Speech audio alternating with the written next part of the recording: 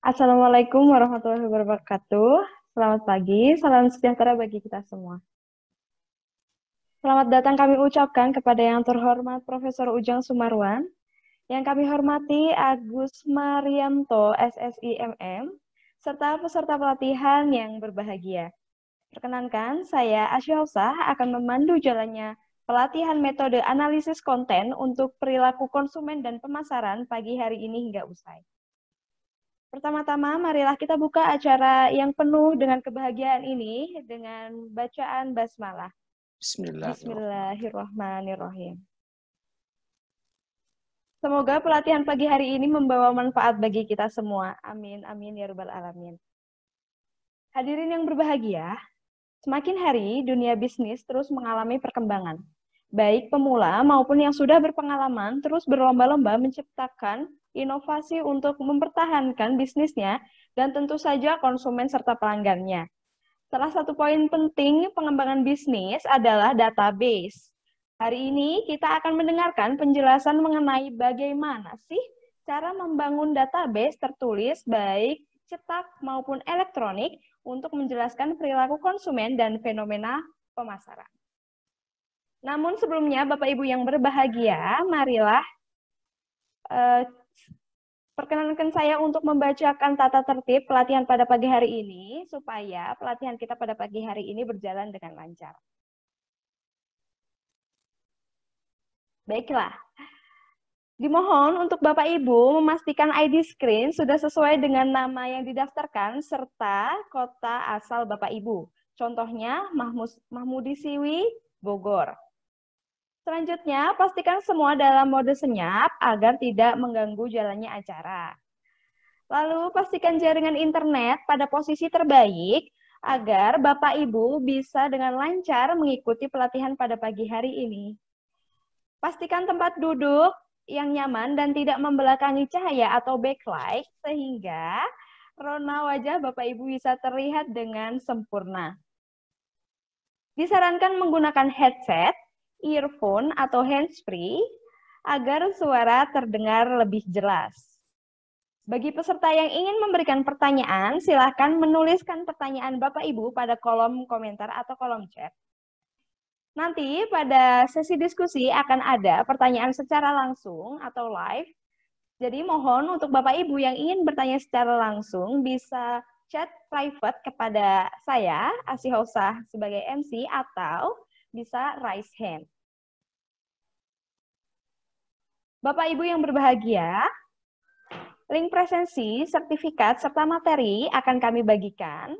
Jadi jangan khawatir, Bapak Ibu bisa mengikuti pelatihan pada pagi hari ini dengan fokus. Baiklah, langsung saja. Sebelum kita mulai acara pada pagi hari ini, kita sapa terlebih dahulu pemateri kita pada pagi hari ini.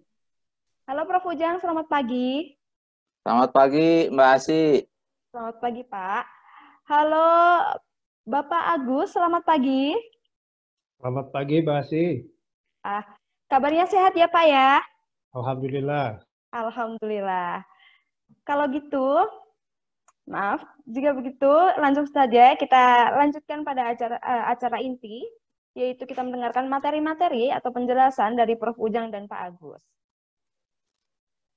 Sebelum kita mendengarkan materi dari Prof. Ujang, alangkah lebih baiknya kita mengenal lebih dekat tentang Prof. Ujang. Marilah kita saksikan biodata singkat atau profil singkat dari Prof. Ujang Sumarwan.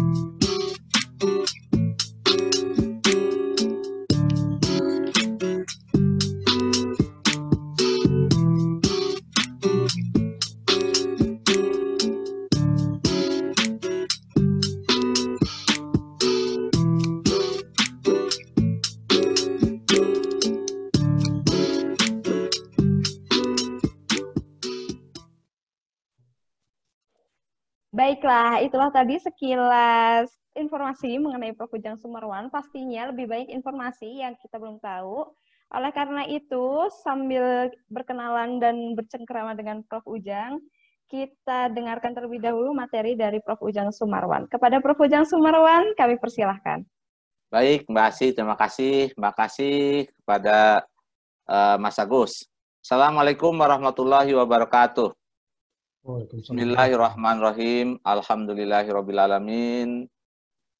Yang saya hormati Bapak dan Ibu sekalian, para peserta seminar, webinar, pelatihan yang datang dari berbagai kota di Indonesia.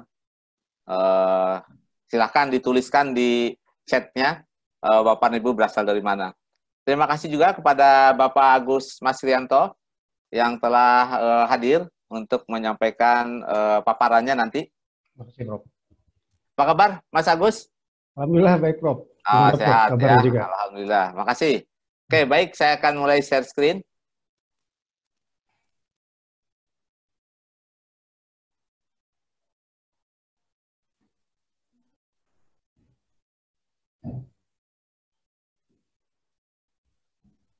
Baik, Bapak dan Ibu sekalian, topik saya adalah mengenai analisis konten sebagai sebuah riset method untuk menganalisis topik perilaku konsumen maupun marketing, baik untuk artikel ilmiah, untuk laporan, nah ini ya, laporan kalau Bapak dan Ibu sebagai wartawan, ya, Bapak dan Ibu sebagai penulis populer, nah kita bisa menggunakan konten analisis ini, ya. Bapak dan Ibu yang ada di Humas, maupun untuk karya ilmiah, dan lain-lain sebagainya. Nah, saya akan memulai dengan sedikit mereview ya, mengulang, ini bukan saya mengajarkan, saya lihat Bapak dan Ibu semuanya berasal dari, sebagian besar dari perguruan tinggi, sebagian besar adalah para peneliti, sedikit mereview lah mengenai sebelum masuk ke konten analisis. Oke, jadi ini sedikit mengenai kalau kita bicara research design, ya salah satu definisinya adalah rencana, ya, juga arahan atau kerangka berpikir. Nah, kira-kira sederhananya seperti itu, ya. Nah, jadi salah satu definisi dari research design ini adalah kalau kita memilih apa sumber informasi, nah kita sudah bisa dikatakan sebagai research design. Atau kalau sesuatu yang menggambarkan hubungan antar variabel, ini framework. Nah, ini juga sebagai research design. Atau langkah-langkah kerja atau prosedur. Nah, ini juga kita sebut dengan research design, ya. Jadi saya tidak akan berpanjang lebar di sini, hanya mengulang sedikit. Saya yakin Bapak dan Ibu para ahli semuanya. Nah, kemudian bagaimana kita mengambil informasi? Nah, ini juga sering disebut dengan salah satu definisi dari research design. Bagaimana informasi diperoleh? Nah, ini juga adalah bagian, ya. Bagaimana informasi dapat mencapai tujuan kita. Nah, ini juga research design, ya. Nah, jadi kalau kita lihat bagaimana orang mengkategorikan research design, ini sangat beragam, ya. Ini salah satu buku yang sangat populer dipakai di sekolah-sekolah bisnis, Business Research Method, ya. Bapak dan Ibu yang membutuhkan nanti bisa kontak kami, ya. Nah, jadi ada research design berdasarkan bagaimana pertanyaan disampaikan. Kadang research design dibedakan berdasarkan bagaimana metode pengambilan datanya, ya. Kemudian bagaimana dibedakan berdasar pengaruh variabelnya, atau juga dibedakan berdasarkan tujuannya, ya. Sering research design dibedakan berdasarkan dimensi waktunya, atau juga sering disebut dengan cakupannya, apakah mendalam, ya, atau meluas, atau sering juga disebut dengan dibedakan berdasarkan lingkungan risetnya, ya. Ada yang di laboratorium, ada yang simulasi, ya. Ada juga yang kita sebut dengan bagaimana partisipan dalam riset itu berpartisipasi, ya. Nah, jadi ini kita lihat di sini, ya, Bapak dan Ibu bisa lihat setiap kategori ada lagi subkategorinya. Ya. Nah ini sekedar mengulang ya, untuk mencoba nanti mengkaitkan dengan konten analisis. Nah salah satu yang paling populer adalah yang kita sebut dengan research yang kita sebut dengan deskriptif. Ya. Di dalam riset deskriptif, salah satunya adalah yang kita sebut dengan kualitatif, ya, dan harus menggunakan alat. Nah, salah satu bentuk kualitatif itu nanti yang kita sebut dengan observasi. Ya. Nah, kita akan fokus sekarang kepada kategori yang pertama, ya. Ini kita lihat tujuan dari studi. Nah, ada yang kita sebut dengan exploratory studies. Ya, saya ulangi. Ini ada yang kita sebut dengan exploratory studies. Ya. Jadi seringkali kalau kita mau melakukan penelitian, dimulai dengan sesuatu apa yang menarik untuk diteliti. Nah, ini kita mulai seperti itu. Kadang nih mahasiswa, Pak dosen, apa ya riset saya? Nah, coba kamu baca koran, baca artikel ilmiah, diskusi sama dosen pembimbing. Nah, sebetulnya pada saat itulah mahasiswa kita sedang melakukan eksploratory. Jadi mengeksplor, ya, mencari ide-ide riset apa yang menarik. Nah, ini yang kita sebut dengan exploratory studies. Ya. Nah, ini penting karena ini sebagai awal. Ya. Misalnya begini, apa yang menarik diteliti pada saat pandemi, sebelum pandemi, dan sesudah pandemi. Nah, ini sebetulnya kita masuk ke dalam exploratory, ya. Saya ulangi, ya. Jadi ini masuk ke dalam exploratory studies, ya. Nah, exploratory studies ini masuk kategori riset kualitatif, ya. Jadi seringkali riset itu kita bagi dua, kualitatif dengan kuantitatif, ya. Nah, jadi exploratory bisa kita cari dengan pendekatan kualitatif, ya. Jadi exploratory ini bisa menggunakan dua teknik tadi, ya. Nah, kalau quality itu bicara mengenai apa, sedangkan riset kuantitatif seringkali berbicara mengenai berapa banyak, berapa besar, ya. Nah, kualitatif berbicara mengenai makna. Nah, ini ya, kedalaman, ya. Nah, kuantitatif seringkali berbicara mengenai mengukur, ya. Berapa banyak pegawai yang di PHK pada saat pandemi. Nah, kita bicara kuantitatif. Tapi kalau kita berbicara bagaimana ya perasaan, nah ini ya, orang-orang yang tidak dapat bekerja lagi. Nah, ini kita berbicara mengenai kualitatif. Nah, exploratory bisa menggunakan tadi pendekatan kualitatif maupun kuantitatif. Ya. Nah, kalau kita menggunakan pendekatan kualitatif, ya, untuk exploratory, maka ada yang kita sebut dengan pertanyaan manajemen. Ya. Nah, karena itu pertanyaan manajemen biasanya menggunakan pendekatan wawancara mendalam, dev interview. Ya. Nah, ini menarik nih. Kemarin saya mendengarkan khutbah, ya, khutbah. Kemudian ternyata di beberapa kota keluarga yang datang ke pengadilan agama untuk bercerai itu meningkat. Nah, oke. Sekarang kita semua berpartisipasi. Tuliskan semuanya di chat ya. Jadi pada saat masa pandemi ini, itu orang yang datang ke pengadilan agama untuk masalah perceraian itu meningkat. Nah, tuliskan salah satu penyebabnya. Oke, kita sudah mulai dengan exploratory sekarang. Ya, silakan semuanya menuliskan di chatnya. Oke, Bapak dan Ibu. Ya, tuliskan satu saja penyebabnya menurut Bapak dan Ibu semua. Oke, kita cek di chat ya. Silakan. Oke, ya, mantap. Oke. Ya, terus. Ya, baru 3 nih. Oke. Apa penyebabnya? Ya. Wah, ini luar biasa nih, para peneliti semua nih, ya. Ini menarik nih, ada masalah KDRT katanya ya.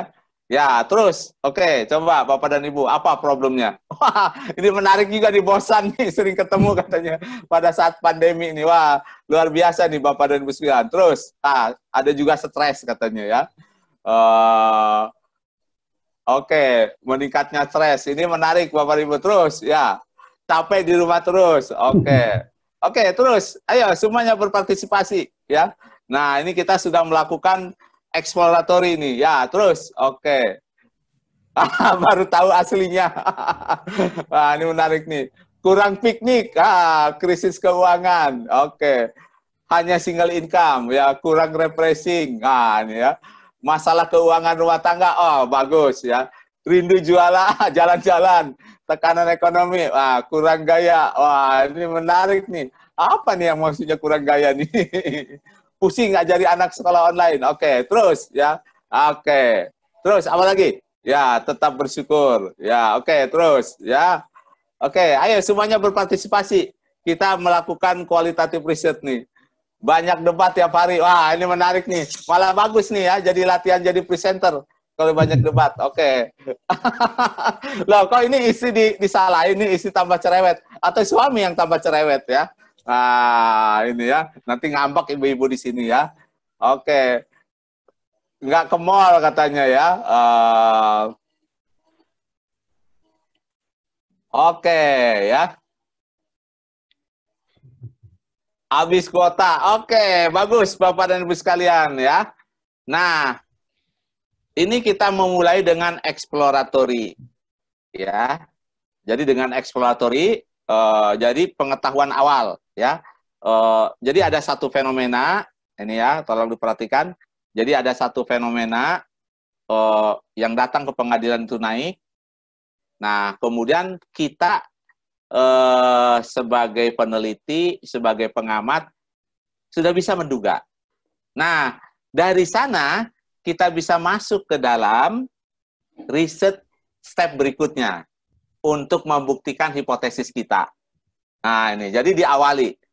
Jadi boleh pendekatannya dengan kualitatif dan juga kuantitatif. Maka kalau kuantitatif artinya kita melakukan survei, ya. Jadi salah satu bentuk kuantitatif adalah survei, ya.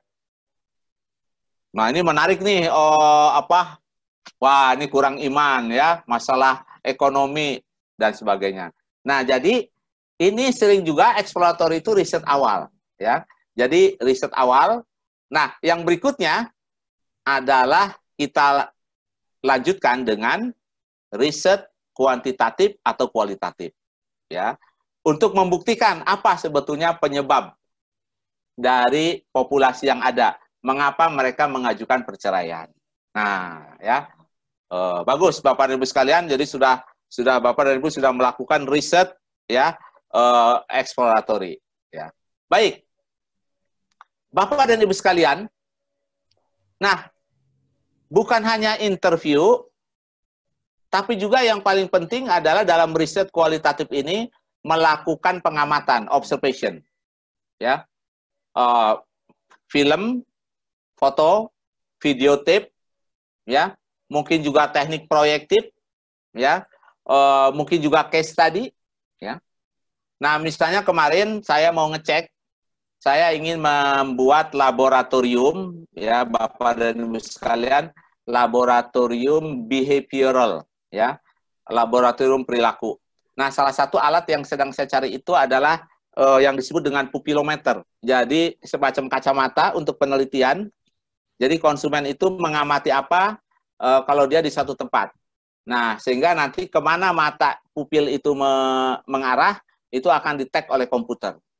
Ternyata Bapak dan Ibu sekalian, harganya itu luar biasa mahalnya. Sampai harganya 250 juta. Ya. Nah, jadi riset kualitatif ini ternyata juga bukan yang murah ya, kalau menggunakan alat dan peralatan. Waduh, saya bilang nih, universitas paling menyediakan 50 juta, ya, beli satu alat aja nggak bisa. Ya, udahlah.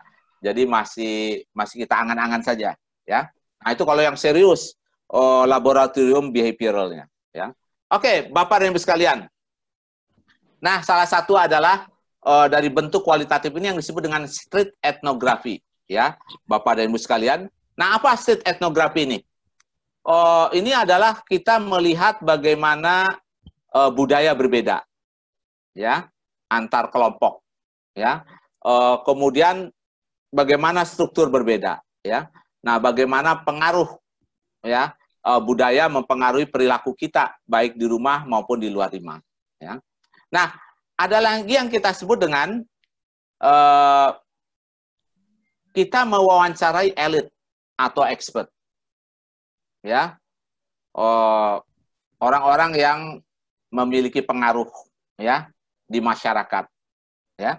Jadi kalau kita ingin tahu mengapa ini tersebar dengan cepat COVID ini, ya, kita akan mewawancarai dokter, pejabat pemerintah, ya, yang memahami hal tersebut. Nah, ini juga masuk ke dalam riset kualitatif. Nah, yang berikutnya, nah ini kita masuk ke dalam salah satu bentuk riset kualitatif yang kita sebut dengan dokumen analisis, ya. Ini biasanya kita mengevaluasi, ya, catatan-catatan publik, laporan-laporan, government dokumen, laporan tahunan, dan berbagai publikasi lainnya. Nah, ini juga masuk ke dalam kualitatif, ya. Nah, ada juga di dalam komunikasi itu yang kita sebut dengan proxemics dan kinesis, ya. Ini studi mengenai bagaimana body motion, ya. Bagaimana bahwa setiap budaya itu memiliki ini yang berbeda, ya, cara berkomunikasi yang berbeda. Nah, ini juga masuk ke dalam bagian dari kualitatif tersebut, ya. Nah, seringkali orang, ya, membagi riset desain itu ke dalam 3 umumnya, ya. Ini mohon maaf Bapak dan Ibu, ini mengulang sedikit, ya. Jadi ada exploratory, deskriptif, kausal. Nah, tadi yang saya tanyakan kepada Bapak dan Ibu semua, apa yang disebut dengan mengapa banyak terjadi orang laporan datang ke pengadilan agama untuk bercerai. Nah, kita mulai dengan exploratory. Biasanya dari exploratory itu kita lanjutkan ke dalam deskriptif, ya, survei, atau dari exploratory kita lanjut dengan kausal. Nah, jadi riset sebab akibat. Nah, ini yang sering disebut dengan eksperimen, ya. Jadi ini eksperimen. Nah, kita tidak akan bahas di sini. Jadi dari exploratory ke deskriptif atau dari deskriptif ke kausal, ya, sebab akibat. Nah, sekarang sudah mulai ilmu sosial, ilmu ekonomi mengadopsi desain riset kausal, ya, sebab akibat. Baik, Bapak dan Ibu sekalian, ya. Nah, tadi sudah kita bahas mengenai exploratory research, ya. Jadi sebagai riset awal, ini yang kita sebut dengan initial research. Nah, ya. Jadi untuk menjelaskan dan mendefinisikan apa problem yang akan kita amati, ya. Nah, biasanya dilanjutkan dengan riset berikutnya. Nah, yang berikutnya yang kita sebut dengan deskriptif, ya. Biasanya deskriptif ini menggambarkan karakteristik dari objek. Apakah keluarga, konsumen, perusahaan. Nah, tentu kalau di konsumen biasanya konsumen, ya. Kalau di marketing ya bisa saja misalnya pedagang perantara. Nah, kemudian pengecer, ya. Berapa juta sih sebetulnya pengecer di Indonesia ini? Nah, ini luar biasa. Oke. Coba sekarang kita lakukan survei singkat, ya. Tuliskan berapa yang terdekat minimarket yang jaringan yang ada di sekitar Bapak dan Ibu semua. Oke, tuliskan di chat. Coba kita ingin lihat, ya. Jadi minimarket seperti Alfamart, Indomart dan yang lain-lainnya. Coba, ya, tuliskan berapa meter yang terdekat dari rumah Bapak dan Ibu semuanya. Berapa kilometer? Ya. Wah, ini menarik nih, ya. Oke, coba berapa kilometer? Ya, wah, ada yang sampai 200 meter nih. Ya. Setengah. Wah, ini luar biasa. Oke. Wah, ini rupanya penetrasi. Nah, ini kita udah bicara marketing sekarang ya. Pengecer. Ada yang 500 meter, ya. Oke. Ada yang 1 kilo, ada yang 30 meter. Wah, kalau yang 30 meter nih, saya yakin Bapak pemiliknya nih. Wah, di depan rumah saya. Wah, ini Bapak nih pemiliknya nih ya. Di depan rumah saya katanya ya. Nah, ini dari Pak Amir Fikri nih. Wah, ini pasti Pak Amir Fikri ini juragan minimarket nih ya di depannya. Wah, inilah penetrasi marketing ya. Nah, ini yang kita sebut dengan survei ya. Jadi mendeskripsikan karakteristik. Oh, ternyata kalau kita lihat ya, minimarket sekarang sudah di mana-mana ya. Nah, saya kemudian tinggal di desa. Itu 500 meter ada 2 minimarket. Nah, ini dari jarak rumah.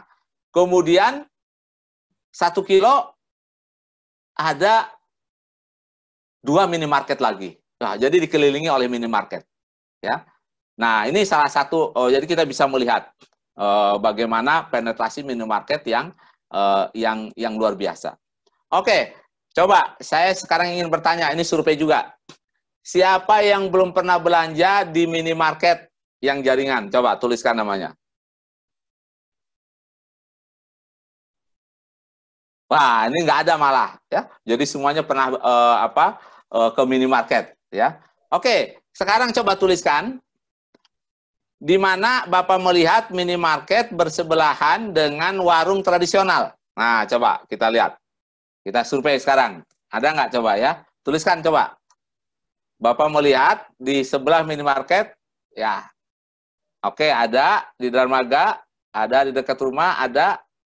Oke, nah ini ada ya. Nah, oke, nah ini menarik nih ya survei. Jadi kalau kita melihat persaingan minimarket dengan pasar dengan pengecer tradisional ini sudah head to head, ya. Nah ini tentu ini gimana nih solusinya, ya.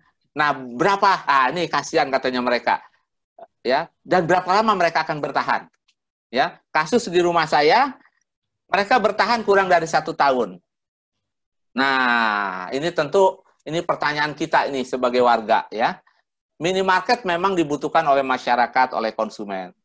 Tapi apakah harus menggeser ya pasar-pasar atau pengecer-pengecer tradisional ya? Nah, ini tentu menjadi keprihatinan kita ya. Ini menjadi keprihatinan kita. Tentu kita mengetuk hati ini para pengambil keputusan ya. Jadi para pengambil keputusan. Jadi bukti ya dari skop yang kecil saja sekarang di sini ya yang sudah hadir ini hampir berapa ini? Hampir 230-an. Kita melihat ternyata masih banyak warung ya. Ya. Ada yang bertahan, ada yang tidak bertahan. Nah, jadi survei ini penting ya. Survei ini penting untuk memberikan informasi pengambilan keputusan. Nah, ini akan saya cerita sedikit bagaimana pentingnya survei bagi sebuah bisnis dan pengambilan keputusan. Sekitar tahun 2000, saya menjadi konsultan gas industri. Gas industri itu perusahaan yang menghasilkan gas O2, ya, kemudian yang menghasilkan gas untuk AC, freon, ya, untuk kulkas dan lain sebagainya. Ya. Nah, pada saat itu didominasi oleh perusahaan-perusahaan kecil gas industri itu, ya. Harga per liternya per meter kubik itu Rp500. Nah, kemudian kalau tidak salah BPS melakukan survei, ya, berapa banyak produksi gas industri, ya, kemudian berapa volume usahanya. Nah, ternyata kita lihat budaya mengisi survei bagi banyak perusahaan ternyata tidak direspon dengan positif. Kebanyakan dari mereka itu melaporkan jumlah yang lebih kecil. Alasannya juga beragam alasan. Ya. Jadi pemerintah hanya punya data survei itu, yang kebetulan datanya tidak menggambarkan situasi yang sebenarnya. Apa yang terjadi? Pengambil keputusan waktu itu, kalau nggak salah, apakah itu Badan Penanaman Modal atau Bappenas, dia melihat bahwa gas industri di Indonesia tidak mencukupi pasokan, permintaan. Ya, karena dari data survei, jumlahnya lebih sedikit. Apa yang terjadi Bapak dan Ibu sekalian? Mereka mengundang raksasa pembuat gas industri dari Jerman, dari Cina, dan dari Amerika. Pasokan gas industri ya itu naik berkali lipat. Harganya dari 500 meter kubik, 500 rupiah per meter kubik, itu jatuh menjadi hanya 200. Apa akibatnya? Banyak perusahaan gas industri kecil kita gulung tikar. Termasuk perusahaan gas industri yang di mana saya menjadi konsultannya. Perusahaan dia diakuisisi oleh Jerman. Ya, jadi ada 3 raksasa pembuat gas industri itu. Lantas siapa kalau seperti yang disalahkan? Kalau sudah gulung tikar, orang marah-marah kepada pemerintah. Padahal pemerintah, ya, kalau saat itu punya data yang benar bahwa ternyata gas industri ini berlebih, saya yakin pemerintah tidak akan mengundang investor ke dalam negeri. Nah, itulah pentingnya, ya. Jadi dari sisi marketing, dari sisi bisnis dan persaingan, pengambil keputusan membutuhkan data yang benar dan yang tepat, ya. Kalau dia keliru, maka dia akan mengambil keputusan yang keliru pula. Nah, inilah kisah sedih, ya. Dan perusahaan yang di mana saya jadi konsultan itu diakuisisi sekian persen oleh Jerman dan sekian persen diberhentikan pegawainya. Ya. Kemudian diseleksi ulang. Nah, inilah kisah sedih, ya. Gara-gara tadi data yang tidak benar dibaca oleh pengambilan keputusan, maka dia mengambil keputusan yang tidak tepat. Nah, inilah pentingnya data, ya, bagi pengambilan keputusan. Nah, yang berikutnya, saya tidak akan membahas panjang lebar. Ini yang disebut dengan causal research. Ya, jadi riset untuk melihat sebab akibat. Oke, ya. Jadi untuk melihat sebab akibat. Mana dulu sebab, mana itu akibat. Nah, ini sangat populer yang disebut dengan riset eksperimen. Ya. Nah, kebetulan saya walaupun orang sosial sekarang, tapi ini ciri khasnya kalau kuliah di Bogor itu, ini belajar eksperimen, ya, karena harus nanam padi, harus nanam jagung, kemudian dibuat semacam eksperimen. Nah, sekarang ternyata ilmunya kepake lagi nih, ya, di di ilmu sosial, ya. Nah, terutama di komunikasi, ya. Misalnya kita ingin melihat pengaruh. Nah, ya, bagaimana pengaruh banyaknya frekuensi penayangan iklan terhadap daya ingat iklan tersebut. Nah, ini di dalam komunikasi. Ya. Kalau di industri, misalnya berapa suhu ruangan harus dipasang supaya pegawai itu nyaman bekerja. Nah, ya. Jadi kalau misalnya 27 derajat, mungkin nggak nyaman pegawai, ya, nggak konsentrasi. Ya, dikasih 20 derajat, wah, sejuk. Nyaman. Wah, ini juga bahaya, ngantuk. Ya. Kasih 15 derajat, wah, pada tidur semua. Jadi pegawai itu ternyata berapa derajat pun tidak konsentrasi gitu. Nah, ini persis seperti mahasiswa, ya. Mau panas, mau enggak, ya. Kalau pagi itu ngantuk katanya, semalam banyak tugas, Pak. Siang ngantuk juga, kekenyangan, ya. Malam kuliah ngantuk juga karena kecapean. Jadi jam berapapun mahasiswa itu pada dasarnya senang tidur gitu. Nah, ini kalau mahasiswa di Bogor, ya. Saya yakin kalau mahasiswa di tempat Bapak enggak, ya. Ya. Oh, enggak beda mungkin, ya. Nah, kira-kira seperti itu, ya. Oke, baik Bapak dan Ibu sekalian. Ada yang berkomentar, ini apakah screen share-nya tidak tampil? Coba Mbak Asi, apakah memang tidak tampil ini screen share-nya? Di saya tampil, Bapak. Prof. Oh ya, mungkin ada masalah jaringan saja ya, Bapak. Bapak dan Ibu yang tidak melihat tampilannya. Mungkin Mas Rizky bisa ditayangkan juga di YouTube mungkin, supaya kalau ada yang bermasalah jaringan bisa masuk ke YouTube ya. Mas Rizky, mungkin silahkan ya. Baik, Bapak dan Ibu sekalian. Nah, riset kausal ini menjadi sangat sangat penting ya. Jadi sebetulnya tadi yang kasus perceraian bisa juga menggunakan dengan causal research, ya, eksperimen tadi. Oke, baik. Sekarang kita lebih fokus kepada qualitative research, ya, sebelum kita masuk ke content analysis, ya. Jadi kualitatif ini kita berbicara mencari kedalaman fenomena, ya, fenomena apa yang terjadi, ya. Nah, ini adalah tadi ini yang kita sebut dengan riset kualitatif. Nah, yang paling ekstrim itu adalah kualitatif riset itu kalau dari kacamata survei, satu responden pun udah cukup. Nah, misalnya almarhum mantan presiden kita, mudah-mudahan Allah memberikan tempat yang terbaik kepada beliau. Almarhum Gus Dur itu dituliskan sejarah hidupnya oleh seorang profesor dari Jepang.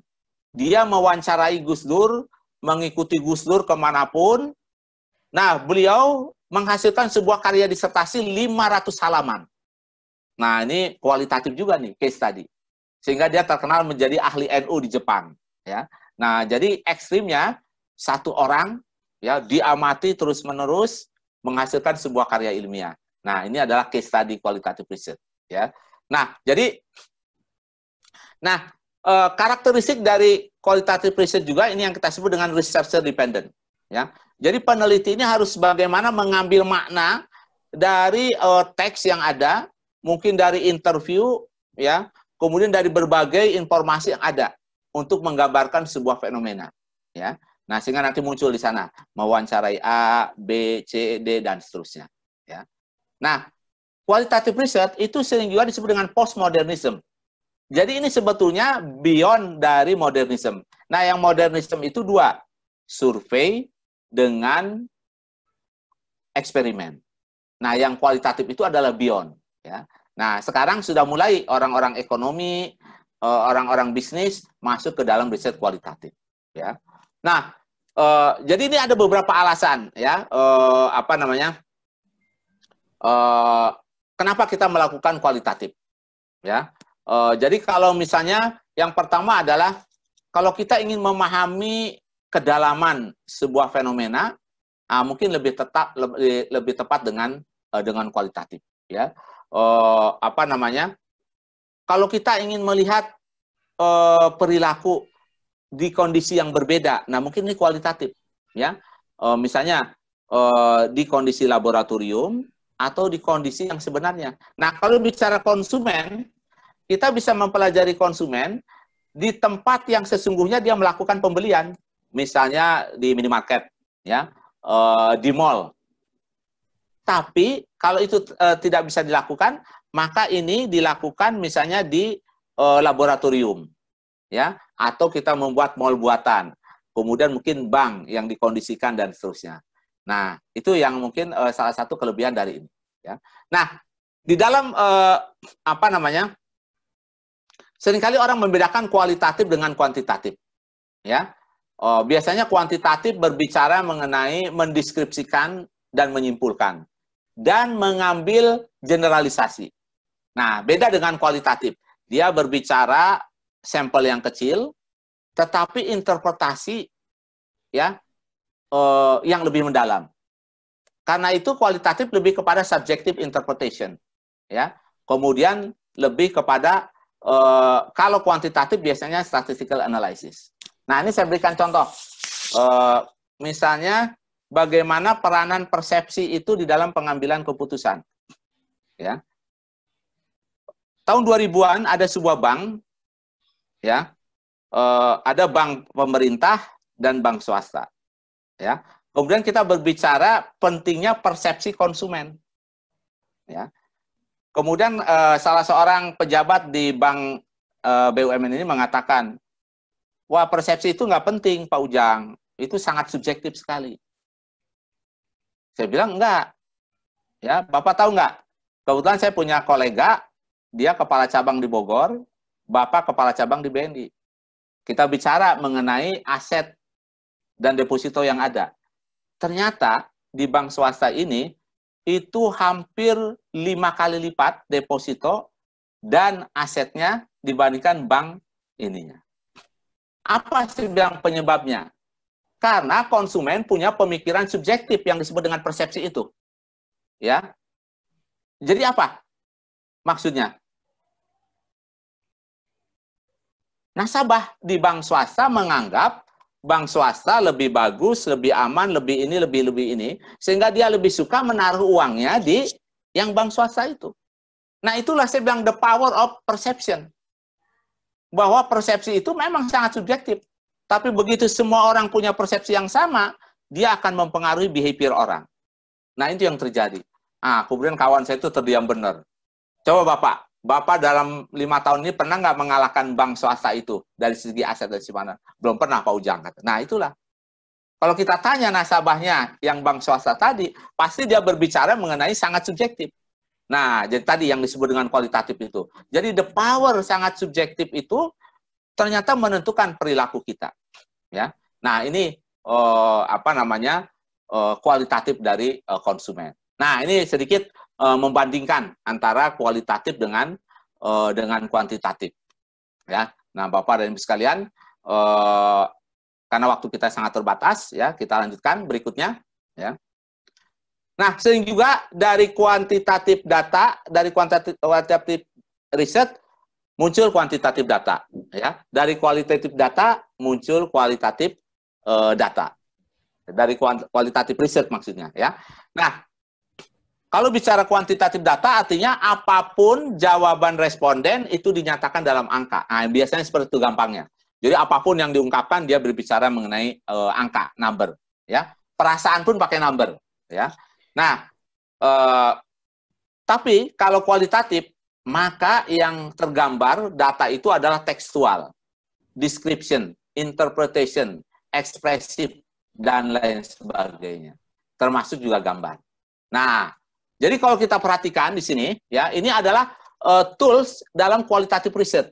Jadi kalau kita lihat, ya, ini sangat kecil, ya, tapi akan saya simpulkan nanti masuk ke dalam kuantitatif, ya. Nah, jadi salah satunya toolsnya itu adalah observasi, ya. Nah, salah satu bentuk observasi itu adalah konten analisis. Oke, jadi konten analisis masuk ke dalam kualitatif riset dan itu adalah salah satu tool, riset tool di dalam yang kita sebut dengan observasi. Jadi observasi sendiri adalah bagian dari kualitatif research tool. Nah, ini kita masuk sekarang ke dalam observation, ya. Jadi apa yang kita maksudkan dengan observation di sini, Bapak dan Ibu sekalian?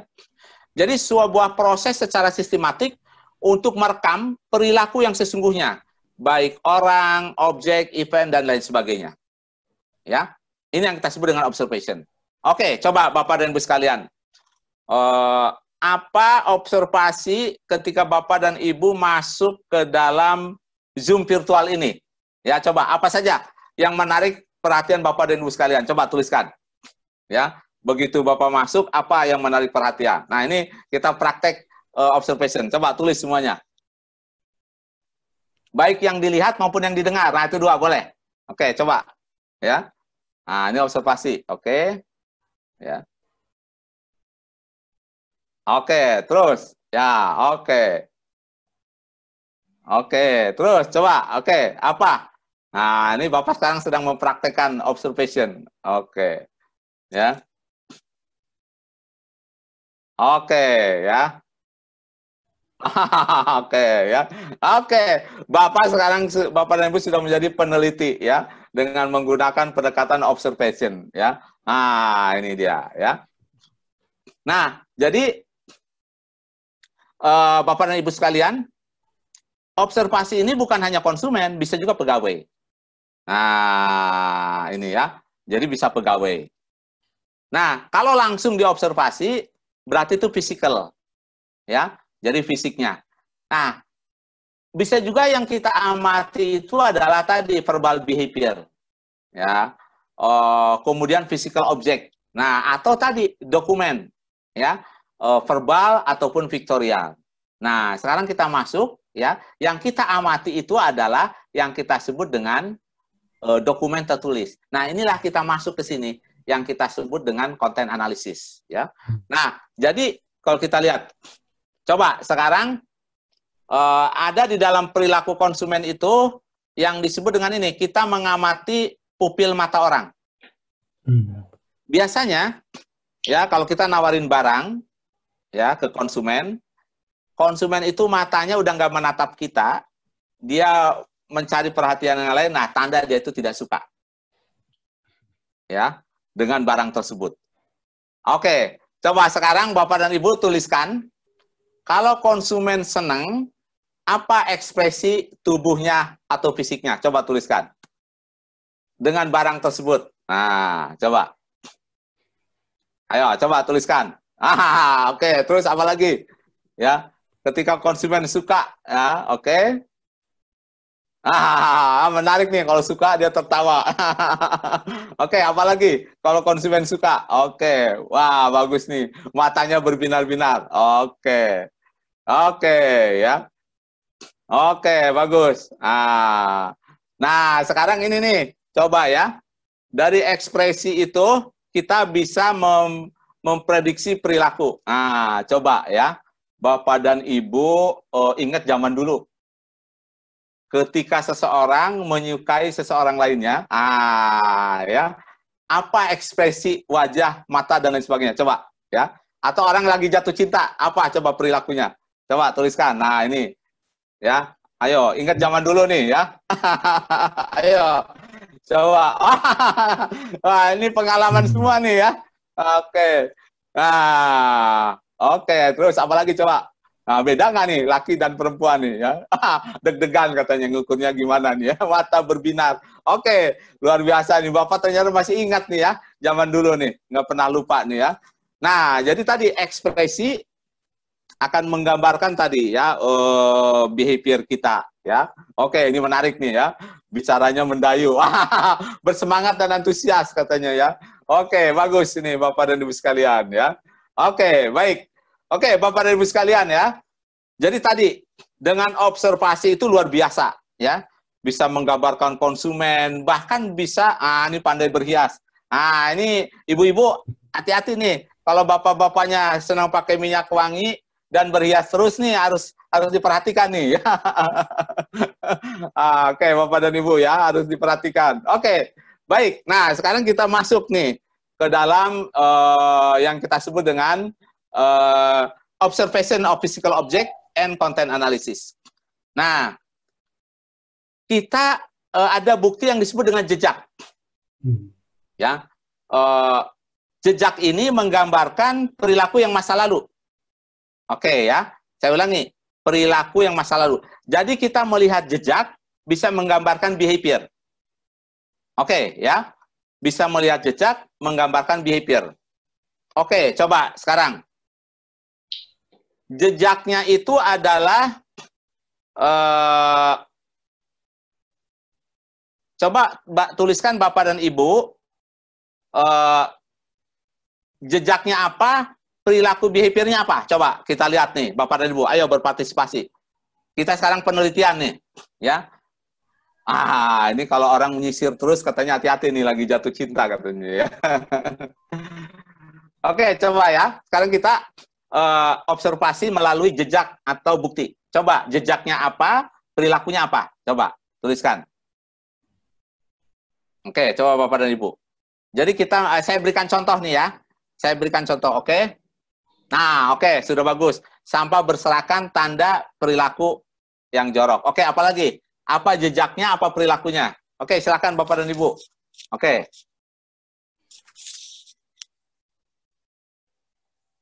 Oke, mohon izin saya minum dulu. Oke, coba apa lagi? Ya, apa jejaknya? Oke. Bagus ya. Oke ya, menarik nih ya. Bapak sudah, wah luar biasa nih. Oh, ini pesertanya nih para peneliti canggih semua nih ya. Hebat-hebat semua nih ya. Oke ya. Oke, nah jejak ini sekarang ada yang disebut dengan jejak digital. Nah, ya. Kalau dulu berbentuk fisik, nah jejak digital ini harus hati-hati. Ya, karena orang bisa menelusuri. Ya, cepat atau lambat orang bisa menelusuri. Nah, betul. Nah, ya. Jadi jejak ini bisa menggambarkan evidence. Ya. Jadi bisa menggambarkan perilaku masa lalu. Nah, gelas masih ada sabun, cucinya tidak bersih. Bagus. Ya, betul ya. Ujung kuku jempol, tandanya kurang bersih. Oke, betul ya.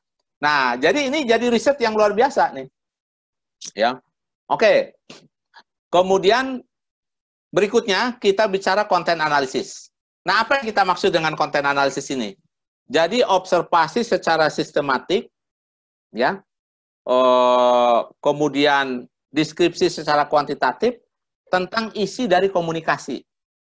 Ya. Jadi yang menjadi objek adalah bukan orang, tetapi bisa jejak, ya, bisa tulisan, biasanya kita sebut dengan dokumen. Ya, saya ulangi, dokumen tertulis atau dokumen elektronik. Oke. Oke, saya ulangi ya. Nah, ya. Jadi saya ulangi, ini yang disebut dengan konten analisis. Jadi kita mengamati sebuah dokumen sehingga menghasilkan sebuah karya ilmiah, sebuah tulisan populer. Nah, konten analisis itu masuk ke dalam bagian dari observation. Ya. Oke, sekarang coba semuanya Bapak dan Ibu, ya, keluarkan dompetnya, cari struk belanja. Coba. Nah, ayo. Tuliskan sebuah merek yang ada di dalam struk itu. Nah, coba ayo. Nah, sekarang keluarin dompetnya semuanya. Ayo. Ya. Nah, kita sekarang mempraktekkan. Oke, ya. Sudah ada nih Levi's, ya. ATM. Wah, tukang belanja semua nih. Wah, ini konsumen yang membuat ekonomi Indonesia maju nih, ya. Oke, struk. Oke, ya. Struk Indomaret, Tupperware. Wah, ini hebat semua nih konsumennya nih ya. Ini konsumen yang membangun Indonesia nih ya. Jadi memang harus belanja ya. Kalau ingin membangun Indonesia maju harus belanja. Punya uang jangan didiamkan. Nah, ini menarik nih ya. Oke, jadi struk belanja ya itu menjadi sumber konten analisis, menggambarkan behavior. Oke, coba ya. Nah, sekarang jawab pertanyaan saya. Struk belanja kalau kita amati ribuan, menggambarkan behavior apa saja salah satunya? Tuliskan, coba. Oke, tadi sudah menuliskan. Apa saja? Jadi kalau struk belanja, semua konsumen nih, 1.000, 2.000, bahkan jutaan, maka yang tergambar perilaku konsumen apa? Tergambar marketing apa? Konsep marketing apa? Oke. Bagus. Wah, ini luar biasa nih peserta nih. Wah, aktif semua nih.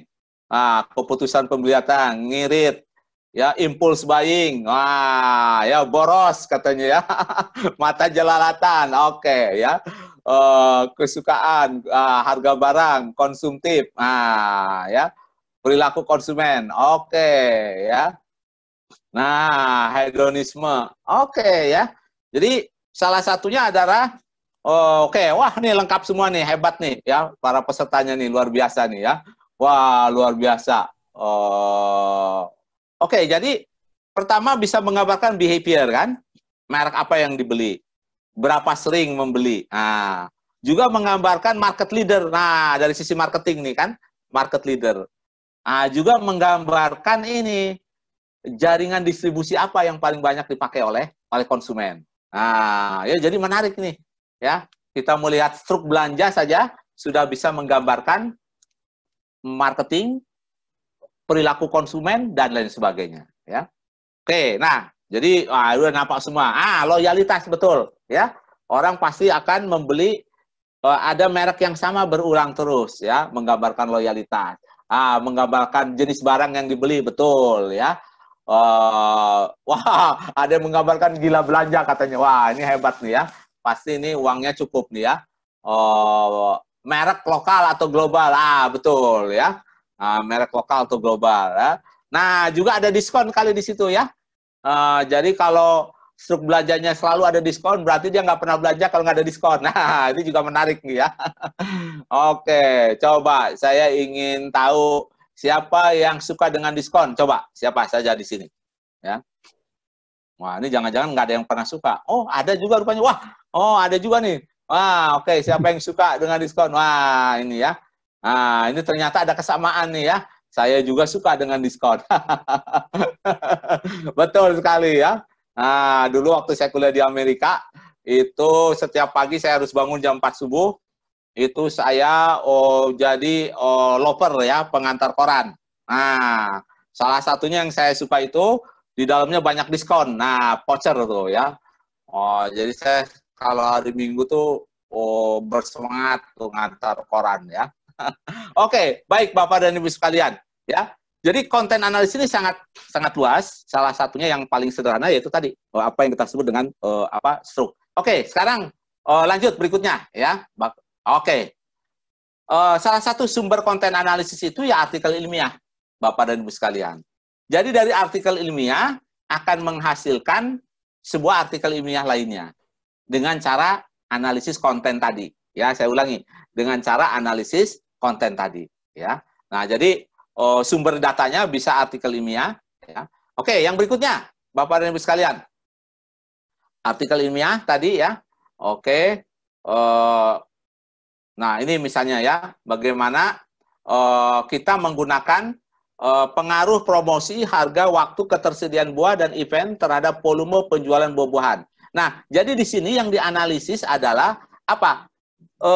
Data laporan dari minimarket ini sehingga menghasilkan sebuah karya ilmiah ya. Jadi tadi daftar barang-barang yang laku, mana barang yang laku karena diskon dan lain sebagainya ya. Nah, ini juga bisa menggunakan konten analisis ya.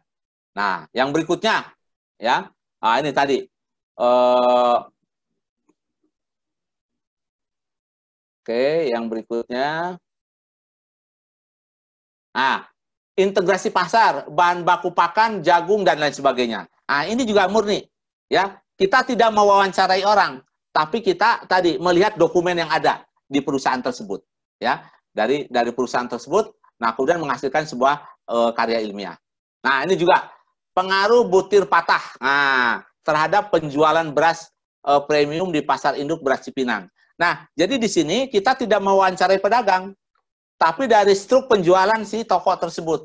Nah, ini kebetulan ini masuk ke pasar induk Cipinang, ya. Nah, sehingga muncullah analisis pengaruh butir patah ini, ya. Nah, kemudian analisis pengaruh potongan harga terhadap penjualan 8 produk retail. Nah, ini juga sama. Ini dari data yang mereka miliki, ya. Kita tidak mewawancarai pemilik, tapi dari data. Nah, ini kita menggunakan yang disebut dengan kuasi eksperimen, ya.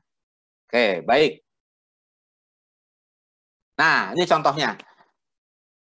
Kita bisa membuat sebuah artikel ilmiah, sumber datanya adalah website. Nah, jadi Bapak dan Ibu ya, yang jadi dosen atau peneliti bidang sosial, ekonomi, dan marketing, nggak usah khawatir. Kalau Bapak dan Ibu tidak ada dana penelitian, ya, Bapak dan Ibu bisa nongkrong di rumah melihat profil 100 perusahaan, 200 perusahaan, 300 perusahaan. Bapak bisa membuat penelitian. Nah, ya. Modalnya apa? Cuman pulsa doang, kuota. Udah.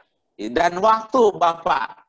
Nah, kerahkan semua tuh. Ya, istri Bapak dikerahkan mengamati website, ya, suami Bapak, Ibu semuanya dikerahkan.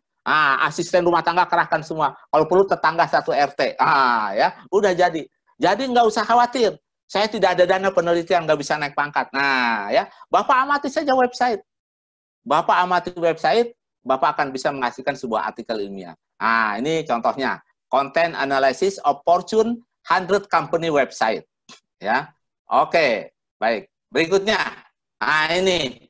Yang diamati ini iklan. Nah, ini mahasiswa saya nih, ya, zaman jadul dulu. Jadi iklan. Kalau sekarang iklan, kalau dulu ini repot Pak, Bapak dan Ibu. Jadi mahasiswa saya guntingin iklan tuh di majalah, ditumpuk, diamati. Nah, kalau sekarang enggak. Bapak dan Ibu pakai digital. Modalnya cuma laptop sama pulsa. Tentunya sama waktu. Iklan apa Bapak yang menarik sekarang nih? Ya, terserah Bapak bisa mengamati apapun. Ya. Nah, dia bisa dihasilkan sebuah karya ilmiah, ya. Nah, ini yang lebih ini lagi nih. Ini iklan televisi yang diamati. Ya. Nah, jadi kalau kita melakukan penelitian nih, dari bulan Maret sampai bulan Juli kemarin, iklan yang muncul di TV apa saja? Itu juga konten analisis. Nah, kalau di sini contohnya adalah iklan mengenai politik. Jadi iklan kampanye presiden. Nah, jadi intinya Bapak nggak usah khawatir. Ya, orang-orang sosial, bisnis, ekonomi, marketing, apalagi, Bapak nggak perlu uang penelitian yang banyak. Bapak bisa menulis dengan menggunakan konten analisis. Ya, ya. Bapak punya 1 tahun 1 artikel saja. Punya 5 artikel, Bapak penulis pertama, tahun ke-6 Bapak udah jadi profesor. Saya doakan ya. Yang sudah jadi profesor juga punya tanggung jawab menjadikan juniornya jadi profesor. Nah, itu tanggung jawabnya ya. Yang belum jadi profesor, tahun ke-6 nanti kita ketemu lagi, Bapak dan Ibu udah jadi profesor. Ya. Kalau yang sudah jadi profesor, harus ingat, dalam 5 tahun harus ada juniornya yang jadi profesor. Nah, itu tanggung jawabnya ya. Mengkader juniornya dan juga koleganya. Kalau kawannya belum jadi profesor, dorong dia untuk menjadi profesor. Nah, salah satunya riset menggunakan konten analisis. Oke, baik Bapak berikutnya ya. Nah, ini contoh yang lainnya, televisi juga sangat banyak. Nah, yang berikutnya sekarang nih, kekinian nih. Nah, ini kekinian. Apa sumber informasi yang bisa dijadikan artikel? Ini salah satunya adalah Instagram. Jadi Instagram ini tadi Oke, coba Bapak dan Ibu sekarang. Kalau Bapak dan Ibu melihat Instagram, perilaku konsumen apa yang muncul di sana? Coba tuliskan.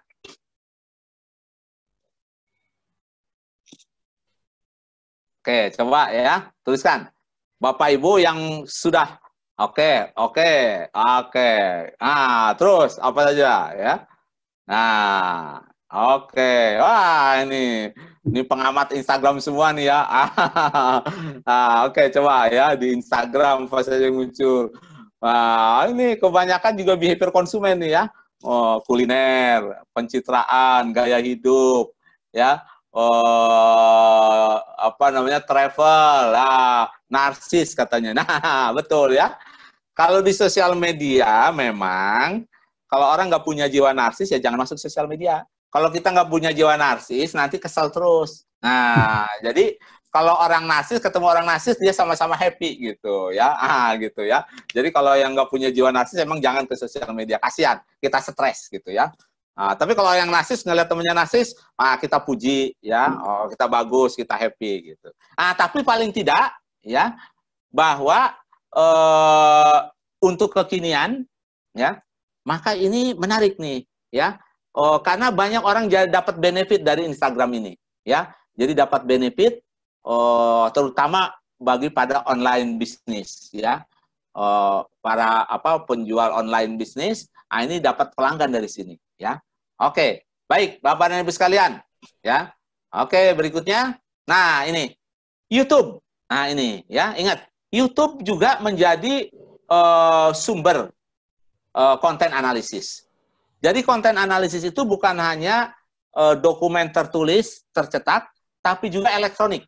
Termasuk gambar, suara, tolong ingat ya. Jadi gambar, suara, ya, foto.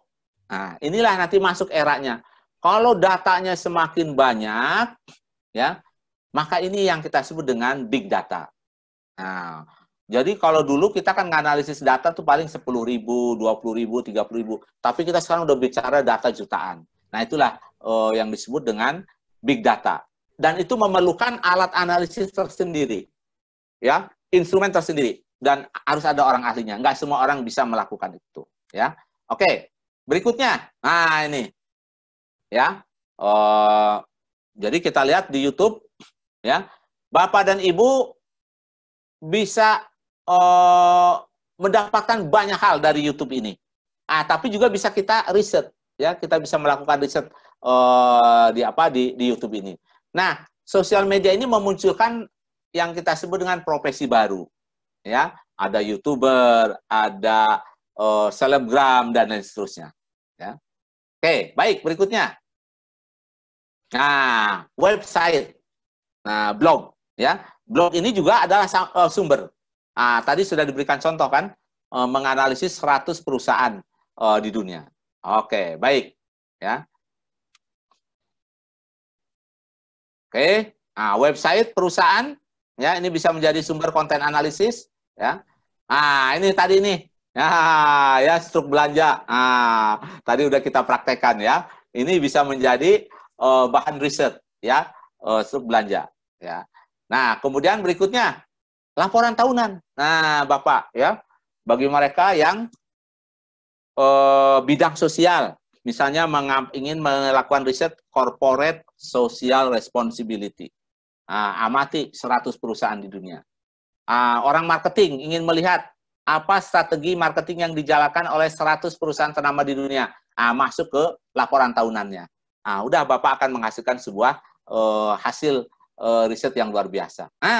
Terakhir yang sangat penting nih, dokumen publikasi yang dijalankan oleh pemerintah. Ya. Jadi kalau kita ingin tahu berapa rata-rata konsumsi beras di Indonesia, ya. Coba, oke, sekarang nih sedikit pertanyaan, coba ya. Tuliskan kira-kira berapa gram per tahun atau berapa kilogram per tahun konsumsi beras orang Indonesia rata-rata. Coba ya. Coba, ayo. Oke, kilogram dalam kilogram ya, per kapita. Coba. Oke. Coba, ya, nebak aja, kira-kira nebak. Bapak kan tiap hari makan beras nih. Atau ada yang udah nggak makan beras nih? Saya masih makan beras nih ya. Rasanya nggak nendang kalau nggak makan nasi ya.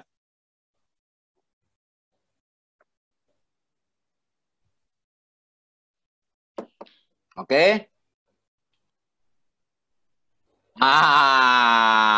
Ya, banyak yang mendekati nih ya. Oke, tapi banyak juga yang jauh nih ya. Oke, ya. Nah, ternyata yang keliru nih ternyata kita tidak mengenali diri kita sendiri ya. Ya, jadi yang benar itu di sini nanti banyak pakarnya ya. Antara 100 sampai 120 kg per kapita. Ya. Per kapita. Jadi harus diingat ya. Boleh juga sekali-sekali kita perhatiin ya. Kita beli beras seminggu berapa kali ya. Nah, jadi kita tidak perlu melakukan riset untuk tahu berapa kilogram per kapita. Maka kita masuk ke data statistik. Kita bisa membandingkan dalam 10 tahun terakhir berapa konsumsi beras per kapita. Kita bisa bandingkan. Nah, jadi di sini dalam konten analisis itu kita mengamati publikasi atau dokumen tertulis dan membuat database. Ini tolong Bapak dan Bu dicatat. Jadi berbeda dengan data sekunder. Kalau data sekunder datanya itu sudah ada. Saya ulangi, data itu sudah ada. Ya. Data itu sudah dalam bentuk baris dan kolom dan Excel.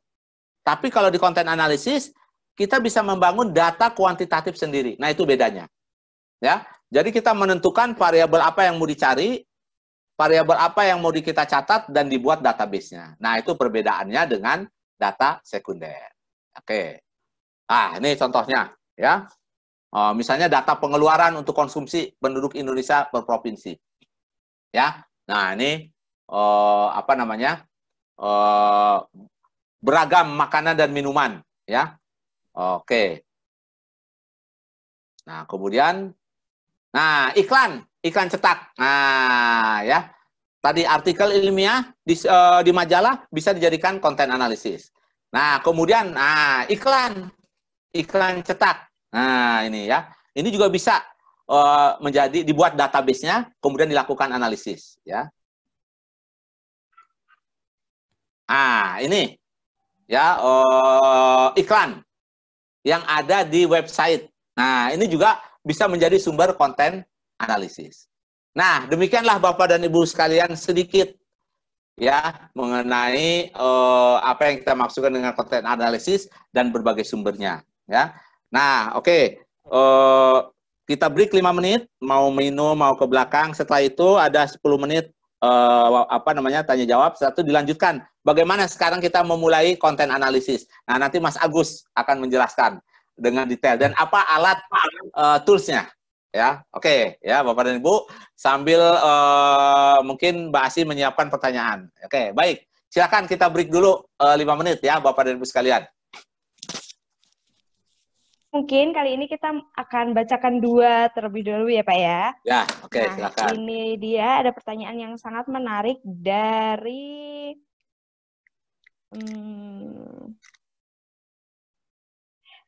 Bernardine UPN. Ya. Prof. Ujang izin bertanya, data terbaru batasnya berapa tahun terakhir untuk menghasilkan analisis data terbaik? Ya, oke. Baik, nah, ini tergantung tujuan penelitian. Kalau kita misalnya risetnya terkini, nah tentu mungkin hitungannya tahun ini lah. Ya, mungkin kalau kita bicara COVID ya tentu kita ambil misalnya antara Maret sampai dengan Juni gitu. Jadi tapi kalau kita ingin melihat tren, nah tentu bisa 5 tahun atau 10 tahun ke belakang. Jadi sangat tergantung dari tujuan penelitian. Oke, bagus ya. Oke, nah ini ada pertanyaan yang relate nih Pak. Mohon izin bertanya dari Anik Lestari. Nah, pemaparannya tadi dari Prof. Ujang sangat menarik. Nah, sekarang metode analisis apa yang dapat digunakan sebagai pertanyaan adalah bagaimana cara mengukur tingkat validitas dan reliabilitas dari sumber data tersebut? Ya. Nah, jadi yang pertama reliabilitas. Tentu kalau kita ingin data misalnya kita lihat siapa penerbitnya. Ya. Nah, tentunya kita misalnya sumber datanya dari media yang sudah dikenal, ya, yang bereputasi. Nah, tentu itu lebih reliable-nya lebih bagus dibandingkan dengan yang mungkin baru, ya, atau yang tidak dikenal, ya. Bisa juga misalnya data, kalau dari perusahaannya terdaftar enggak, gitu. Nah, jadi tadi ukuran-ukurannya yang mungkin standar pemerintah, ya, atau standar pengetahuan umum. Ya, jadi kalau kita bicara sumber datanya Kompas, ya oke lah, pasti kalau Kompas sudah Republika misalnya ya, tentu punya lebih reliable ya. Oke, validitas berkaitan dengan apakah kita mengukur sesuatu yang kita ukur. Jadi misalnya begini, kalau mengukur tinggi badan pakai apa?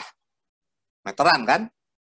Kalau mengukur tinggi badan dengan timbangan berarti nggak cocok. Nah, jadi ada satu set pengetahuan untuk mengukur validitas itu. Ya, sama juga kalau kita mengukur sesuatu, orang lain sudah mengembangkan belum. Nah, kita mengambil dari orang lain, memodifikasinya. Nah, itu juga untuk mengukur validitas. Oke, bagus pertanyaannya. Betul apalagi sekali. Mbak? Mungkin 2 pertanyaan dulu kali ya, Prof ya. Ya, nanti akan kita bacakan pertanyaan yang lain pada sesi diskusi, atau nanti akan ada peserta yang ingin bertanya secara langsung kepada Prof Ujang atau Pak Agus. Oke, ini sepintas ya di chat nih. Misalnya, apakah ini bermanfaat untuk pembangunan nasional? Sangat bermanfaat. Ya, contohnya, pemerintah menggunakan analisis konten dengan big data analisis, bagaimana hoax bertebaran. Ya, itu menggunakan konten analisis. Dari situ pemerintah mengambil kebijakan, ya, mengambil kebijakan, melakukan penegakan hukum supaya orang tidak sembarangan mengemukakan hoax tadi, ya. Jadi sangat bermanfaat. Jadi bisa dipakai untuk pembangunan, untuk bisnis dan lain sebagainya, ya. Oke. Jadi nanti setelah Pak Agus presentasi kita akan bahas lagi pertanyaannya sambil saya melihat keseluruhan pertanyaan, nanti kita jawab bersama. Oke. Sekarang berikutnya silakan Pak Agus, monggo. Baik, terima kasih Prof Ujang atas pemaparannya yang luar biasa dan sangat menarik. Tadi begitu interaktif ya antara Prof Ujang dengan peserta pelatihan. Benar seperti yang dikatakan Pak Agus ya. Jadi semua institusi pendidikan dari mulai SD sampai SMA sampai perguruan tinggi itu memanfaatkan digital ya untuk marketing ya. Karena apa? Sekarang rekrutmen siswa dan rekrutmen calon mahasiswa bersaing dari satu universitas ke universitas lain, dari satu SMA ke SMA lain. Jadi pastikan bahwa lembaga kita dikenal oleh mereka. Nah, karena itu semua jalur digital dimanfaatkan, ya. Nah, termasuk tadi performance dosen juga menggambarkan branding dari universitas, ya. Jadi semua lini, ya. Jadi yang namanya branding itu bukan hanya dilakukan oleh kepala sekolah, oleh rektor, tapi yang penting setiap individu, ya. Bahkan seorang satpam, ya, tendik harus menggambarkan branding dari lembaga pendidikan tersebut.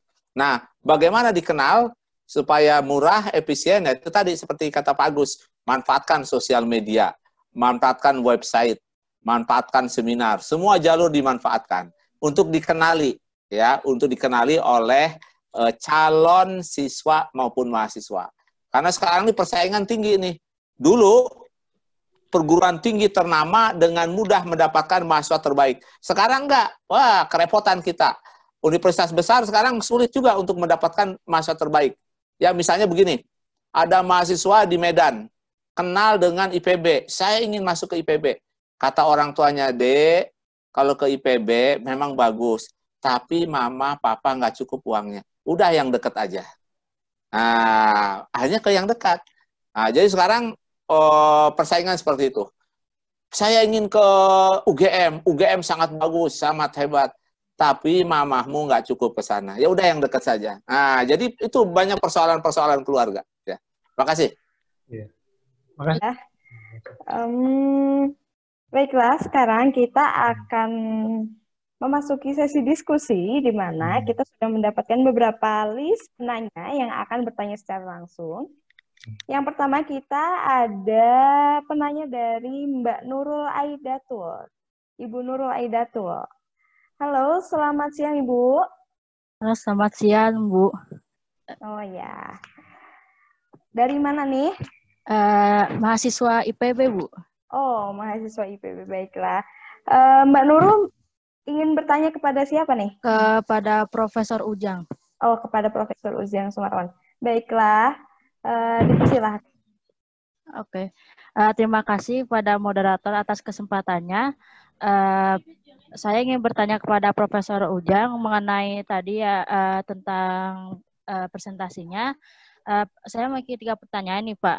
Untuk Ya, yang silakan. pertama, apakah penelitian eksploratif itu sama dengan eksplanatori ya Pak? Eksploratori. Yang kedua, jika penelitian studi pustaka, sebaiknya hal apa aja yang baik untuk seperti apa untuk dilakukannya. Yang ketiga, bagaimana menentukan fokus penelitian dalam penelitian kualitatif khususnya eksploratori. Seperti itu, Pak. Ya, oke. Baik, langsung aja Mbak Asri ya. Ya, terima kasih ya, Pak. Ya, itu 2 hal yang sama, eksploratori maupun eksploratif ya. Jadi sebuah metode awal untuk mengetahui apa topik yang menarik untuk diteliti ya. Oke, kemudian literatur review juga merupakan sebuah penelitian eksploratif ya. Karena literatur review menggambarkan apa yang sudah diteliti oleh orang lain. Jadi kalau kita ingin melakukan penelitian, misalnya begini, berapa rata-rata konsumsi beras orang Indonesia? Maka langkah pertama jangan dulu survei, tapi eksplorasi. Sudah ada belum? Nah, kalau sudah ada, kita tidak perlu lagi melakukan penelitian. Tapi kalau ada informasi yang belum terjawab, misalnya jenis beras apa yang dimakan? Oh, ternyata data penelitian terdahulu tidak ada. Nah, baru kita lanjutkan dengan riset yang berikutnya. Ya, oke, jadi itu ya. Jadi literatur review itu untuk bagian dari eksplorasi. Ya, jadi literatur review bagian dari eksplorasi. Ya.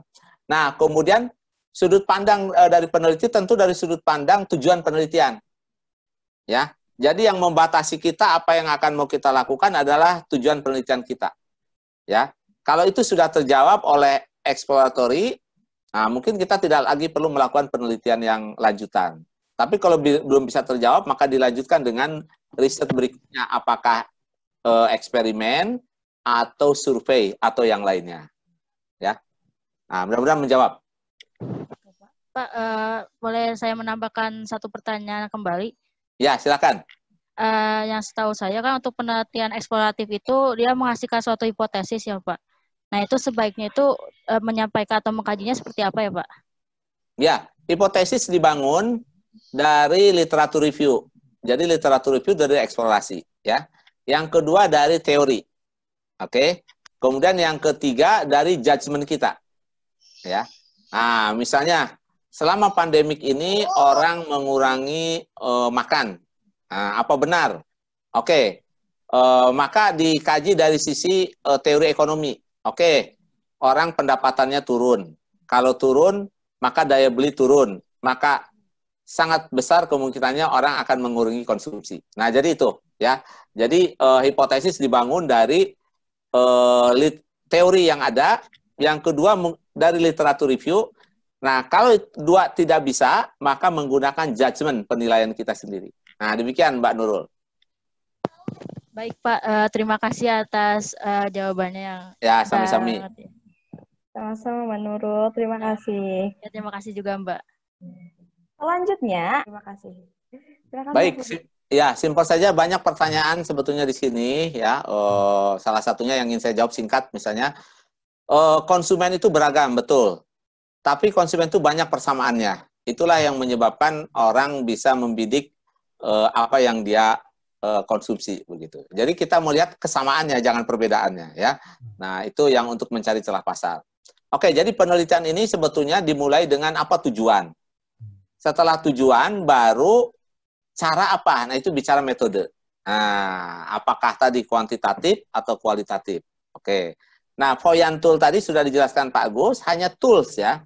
Jadi dulu orang literatur review pakai tulis tangan, pakai Excel, ditulis di buku, terus disimpulkan. Nah, sekarang ada tools atau alat. Gunakan itu, lebih cepat, lebih lebih tepat. Nah, ya. Dan mengambil kesimpulan juga lebih cepat. Dan juga dalam waktu yang banyak kita bisa mengakomodir banyak bahan. Jadi Voyant tool itu hanya tools, tapi interpretasinya semua kembali ke kita. Nah, interpretasinya itu sesuai dengan tujuan. Ya, jadi ingat, boleh NVivo juga boleh dipakai. Kalau nggak ya, NVivo tuh kalau ingin lengkap harus bayar ya. Kalau Voyant tool kan gratis. Nah, kita nih cari yang gratis lah. Ya, yang penting bisa tujuannya tercapai. Ingat ya. Jadi saya ulangi, tools membantu kita mempercepat pekerjaan dan mengambil kesimpulan dengan tepat. Nah, poin saya begini, data itu begitu banyak, data digital itu menjadi sumber karya ilmiah yang Bapak lakukan. Nah, saya dalam 2 tahun terakhir, semua mahasiswa S1 saya fokus ke konten analisis. Nah, jadi tidak lagi survei. Nah, ternyata pada masa pandemik itu ada hikmahnya.